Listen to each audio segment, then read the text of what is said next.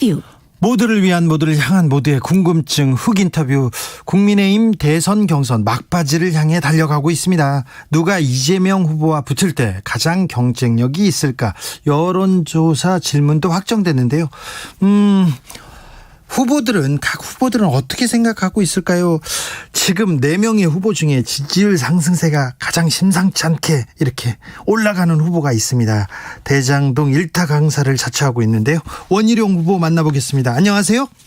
네, 안녕하세요. 네. 이재명은 원희룡입니다. 아, 그렇습니까? 지금 네. 어디 계세요? 지금 조용한 어디 주차장에 들어와 있습니다. 네, 주차장에서. 이동 중에 인터뷰하느라고요. 그렇습니까? 주차장에서도 이재명을 잡습니까? 예, 잡을 구상을 하고 있습니다. 네. 원희룡 후보님 지지율이 지금 급상승 중이라는 보도가 있습니다. 그런 여론조사가 있고요. 지금 현재 상황 어떻게 보고 계십니까? 네, 국민들이 그동안에는 다른 사람들의 그 기존의 여론조사를 보다가 이제는 막판에 결정할 순간이 다가오고 있잖아요. 네. 그리고 이재명이 막상 현실에 결정돼서 하는 걸 보니까 누가 이재명을 꺾을 수 있는가에 네. 대해서 전략적인 고민을 하고 있는 거죠. 그래서 이제 원희룡이 이재명에 대해서 가장 안심하고 누를 수 있는 게 아닌가, 그렇게 생각하는 국민들이 늘어나고 있는 것 같습니다. 네. 윤석열, 홍준표 후보는 안심이 안 되죠? 되치기 당할 가능성이 많습니다. 아, 그래요? 네. 윤석열 후보는. 그리고 네. 무엇보다도 네. 이재명은 당장 대장동, 백현동 온갖 비리들과 네. 경기도지사로서의 업적과 여러 가지 정책들을 국민들에게 내놓고 네. 그것으로 이재명은 한다는데 뭔가 하기는 할 것 같다, 이런 기대들을 보여주고 있거든요. 예. 그러면 비리에 대해서는 확실히 이재명과 1대1 담판에서 바로 항복을 받아내고, 네. 이재명의 가짜 업적이나 가짜 이미지에 대해서는 네. 그것을 바로 국민들이 납득할 수 있게끔 속 시원히 이것을 밝혀내고 이재명보다 나은 현실적이고 국민들의 어려운 삶을 해결할 네. 대안을 준비가 돼 있고 능력이 돼 있다는 걸 국민들이 믿을 수 있게 보여줘야 되지 않겠습니까? 네. 그러니까 그런 점에서는 이재명은 원희룡이 잡습니다. 자, 이재명은 원희룡이 잡겠다. 일단 당내 경선을 통과해야 되는데 이재명 후보 얘기를 시작하셔서 이재명 후보에 대해서 몇 가지 묻겠습니다. 이재명 후보 오늘 문재인 대통령 만났는데 이건 어떻게 보십니까? 의례적인 만남이죠.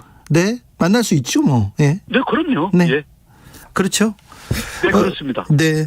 그런데 이재명 후보가 네. 대장동 일타 강사라고 했었으니까 이게 물어볼게요. 대장동에서 이재명 후보가 잘못한 게 뭡니까?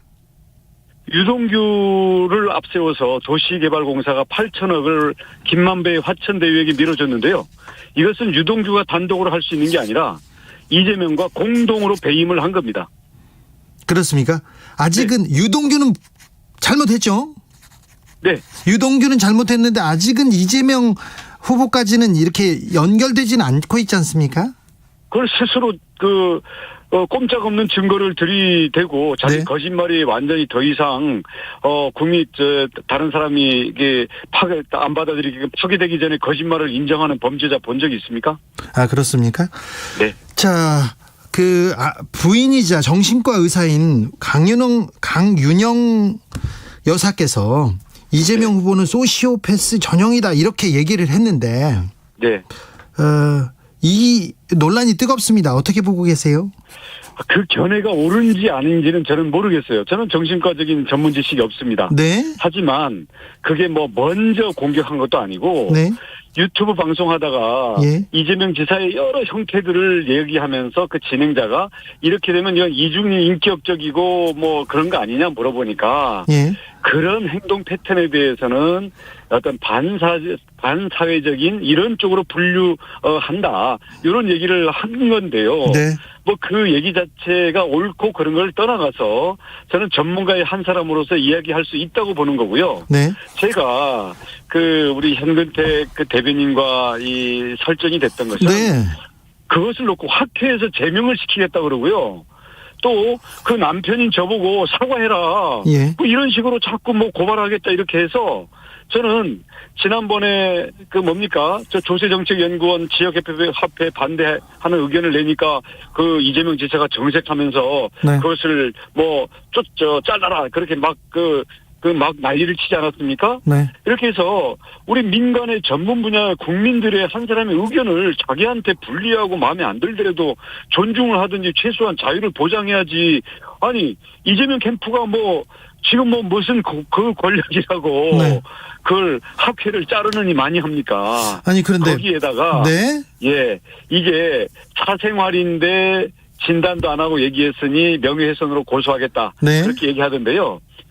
4년 전, 5년 전에 박근혜 대통령 때는요, 후보 때나 대통령 때, 정신과 의사들, 그 다음 온갖 오피니언 리더들 해가지고, 그 민주당 편에 있는 분들이, 박근혜 그 후보와 대통령에 대해서 온갖 그 정신병적인 명칭을 다 갖다 붙이고 책까지 내고요. 그걸로 방송까지 했습니다. 아니 근데 거기에 대해서 전문가들 한 사람 잘못됐다는 얘기 했나요? 전문가들 전문 의료인이 이렇게 네. 또 공개된 자리에서 이렇게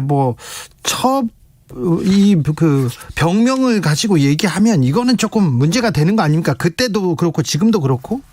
아니 소시오패스는 병명이 아니래요. 그래요? 예, 진단명이 아니고요. 네. 그 진단에 들어가면 정확한 병명들이 따로 있고요. 네. 소시오패스라는 그거는 그런 것들을 통칭하는 좀 학문적인 분류라고 합니다. 알겠습니다. 그것도 잘 모르겠어요. 중요한 것은 네. 진단 없이 얘기했다 그러는데 예. 진단 없이 자기 형을 강제 입원시키려고 시도했던 사람이 최소한 할 얘기는 아니죠. 자, 알겠습니다. 그런데 아이고 원희룡 항상 예의 바르고 이렇게 점잖고 이렇게 그런 사람으로 이렇게 그런 정치인으로 항상 평가받다가 생방송에서 현근택 대변이라고 고생호가고 삿대질하고 막 그랬는데 후보님 사실 조금 후회하죠. 이런 일이. 그건 죄송합니다. 그래요? 왜냐하면 그냥 평소에 제 모습을 보고 또 저는 공인이기 때문에 저는 화내는 거 처음 봤어요. 저에 대한 예측 가능한 기대치가 있잖아요. 근데 네. 저는요. 네. 제가 먼저 사람을 공격하거나 이런 거에 대해서는 굉장히 온건하고 네. 가급적이면 긍정적으로 사람의 좋은 점을 보려고 합니다. 네네. 그러다 보니까 민주당이 아니라 네.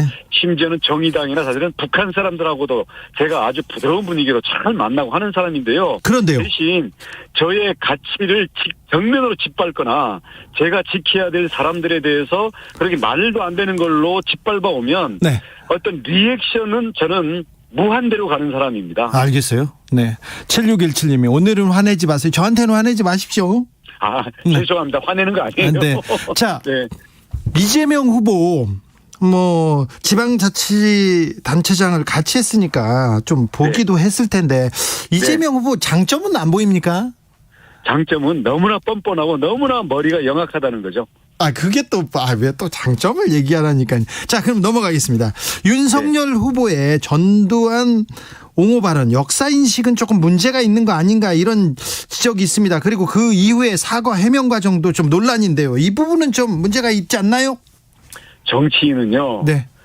설명을 해야 되는 언어를 한다는 것 자체가 벌써 네. 준비 또는 자질이 부족한 거고요. 예. 거기에다가 진위가 그게 아니었다라는 그런 해명성 설명을 해야 하고 그것도 안 먹힌다라는 거는 네. 정치인으로서의 자질 부족입니다. 그렇습니까? 네. 전두환 옹호 발언 이 역사인식은 조금 문제가 있죠. 조금 문제가 있는 게 아니고요. 네. 그 완전히 그 역사 교육 다시 받아야 됩니다. 그렇습니까? 시각 교정 교육을 받아야 됩니다. 알겠습니다. 원희룡 후보님 2007년 대선이었던가요? 전두환 씨한테 세배했다가 비판 많이 받으셨죠. 15년 지난 지금까지도 네. 그 얘기 나올 때마다 제가 네.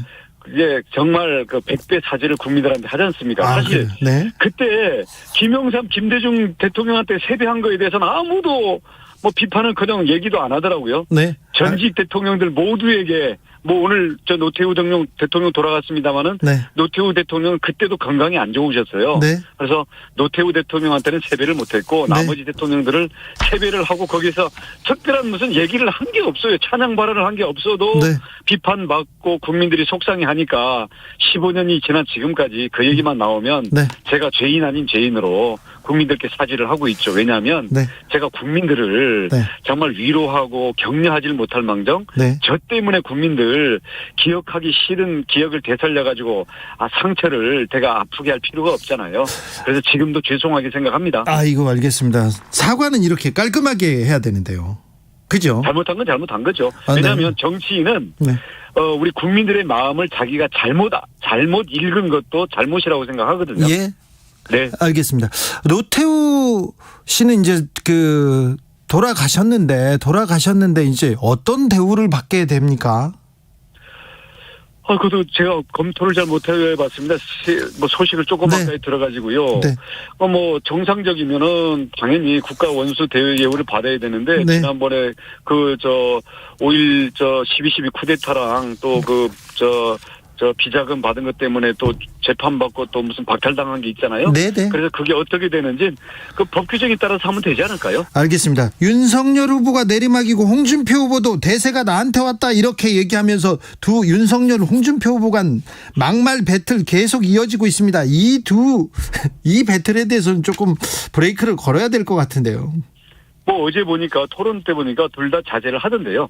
이제 초점은 네. 과연 누가 이재명의 비리, 네. 도덕성, 그리고 그동안의 업적과 이재명의 추진력에 대한 가짜 이미지, 그리고 이재명을 넘어설 수 있는 우리 국민들의 삶을 도와줄 수 있는 정책과 국가 비전, 이것을 가지고 누가 이재명에 맞서서 이재명을 꺾을 수 있는 건데요. 네. 윤석열이다 홍준표다 이게 아니고 이재명은 원희룡입니다. 아, 그렇습니까? 네. 법조인 출신입니다. 서울대 법대를 나오셨고요. 법조인 출신인데 고발 사주 의혹은 이거 심각한 문제가 되지 않을까요? 남김없이 철저히 수사해야 된다고 봅니다. 네. 증거에 의해서 사실관계가 확정되면 그거에 따라서 책임이 있으면 있는 대로 없으면 없는 대로 엄정하게 해야죠. 이걸 이쪽이다 해서 봐주고 저쪽이다 해서 없는 거 만들고 이렇게 해서는 안 된다고 생각합니다. 네. 만약 손준성 검사가 구속되고 여기 연루 의혹이 나오면 이거는 좀 심각한 문제 같습니다. 연루 의혹이 나오면 그거에 따른 그 법적인 책임질 부분이 있을 거고요. 예. 그게 증거에 의해서 확정된다면 책임져야죠. 법 앞에는 네. 예외가 없는 거고요. 네. 정의가 선택적으로 적용된다면 이미 정의가 아니라 가짜 정의이고 그것을 우리는 불이라고 합니다. 알겠습니다. 경선 룰이 확정됐다고 합니다. 불만은 없으시죠? 불만은 있지만 승복하겠습니다. 아, 그렇습니까? 네. 아, 그렇습니다. 참 원희룡 참 좋은데 능력도 있고 똑똑하고 참 좋은데 왜 중진 의원들은 윤석열 후보한테만 갑니까? 아니요, 저를 돕는 의원들도 많이 있습니다. 아, 그래요? 윤석열 후보는 처음부터 압도적인 1위의 지지율로 출발했지 않습니까? 예. 그래서 거기에 현실성을 따져가지고, 될 만한 곳에 의지하고 싶은 게 인간의 심리니까 이해는 하는데요. 네. 이제 이재명을 앞으로 4개월 동안 이재명과 물러설 수 없는 네. 모든 것을 그런 대결을 해야 되는데요. 네. 이재명을 잡을 사람은 원희룡이지 윤석열이 아닙니다. 알겠어요. 그런데 원희룡 후보 장점 많은데요. 제가 아는 장점도 이게 꼽을 게 많은데 왜 이재명 후보 얘기만 하고 계세요? 왜냐하면 지금은 이재명을 잡을 사람이 경선에서도 이길 것이고 네. 정권 교체의 주인공이 될 것이기 때문에 그렇습니다. 자, 원희룡이 이깁니까? 네, 이재명은 원희룡이 잡습니다. 아니, 그런데 이 원희룡이 잡는다고 하는데 왜 김종인 비대위원장은 또 윤석열 후보만 만나고 있죠? 저도 만납니다. 아, 만납니까? 전화 통화도 하고 그렇습니까? 저는 수시로 합니다. 네. 국민들한테는요. 네. 내가 대통령이 돼서 나라를 어떻게 만들겠다. 어떤 비전과 정책을 보여주겠다. 이게 중요한 것 같은데 이재명만 잡는다고 하니까 저는요. 네. 우선 내 집 마련의 꿈을 포기하지 않도록 국가가 내 집 마련의 절반을 투자해주는 내 집 마련의 국가 찬스. 부모로부터 물려받은 국가 찬스가 없더라도 국민들이 내 집 마련과 우리 청년들의 직업 탐색 그리고 일자리 마련과 아이를 낳고 키우는 꿈을 포기하지 않도록 국가 찬스의 시리즈 정책을 이미 많이 발표를 했습니다. 알겠어요. 그리고 이런 것을 현금을 뿌려버리고 국민들 현혹시키는 게 아니라 국가 전체를 키워서 이것을 지속 가능하게 재원을 마련할 수 있는 국가의 혁신 성장 정책에 대해서도 전문가들로부터 가장 좋은 정책이 잘 준비되어 있다고 평가를 받고 있는 후보가 바로 원희룡입니다. 알겠습니다. 원희룡이 윤석열 후보를 이깁니까? 이깁니다.